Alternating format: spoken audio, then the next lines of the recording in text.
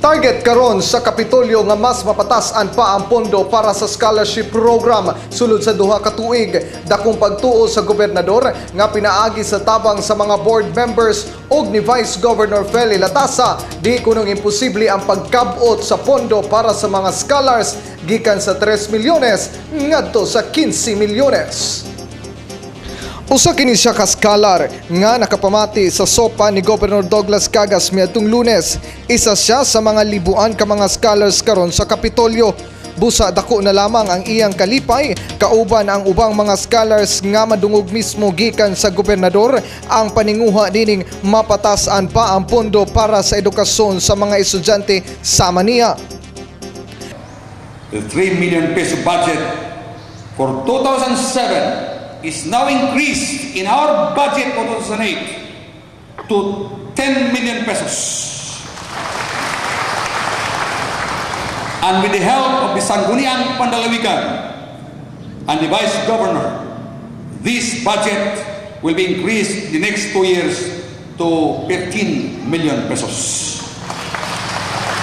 Ang ilahang katong gina-promise nila atong election is nakita gid nato nga ilahag yung gihatag or masulti nato nga ilahag yung ginahimo gibuhat. Plano nagpasalamat ko kay dili lang kay ako ang maka-avail kundi daghan pa kayo ang mga nanginahanglan sa maong programa. Ang panginaot lang namo in behalf sa provincial government nga ang mga estudyante nga naka-avail sa scholarship program diri sa Kapitolyo nga maningkamot sila, magtuon sila maayo tungod kay kining gibuhat sa tong gobernador, sa tong mga opisyal sa probinsya, alang kini kanila, dili kini alang sa mga opisyal. Gitumbok ni Cagas nga ang edukasyon ra ang nindot nga kabiling mahatag sa gobyerno ngadto sa mga estudyanteng sama niya nga mingagi sa tumang kalisod aron lamang makatapos sa pagtungha. Dako kay na siya nga opportunity sa among mga scholars nga mutaas ang budget for 2 years, no, 15 million o dako kay nang katabang sa mo labo na sa mga ginikanan nga kami makapadayon sa mong pag-eskwela. Scholar, syempre malipay pud ko nga labi na katong mga kanang mga pamilya nga nagkalisod na wala ika-afford para maka-eskwela og college. Pasalamat pud mi ana nga makatabang siya.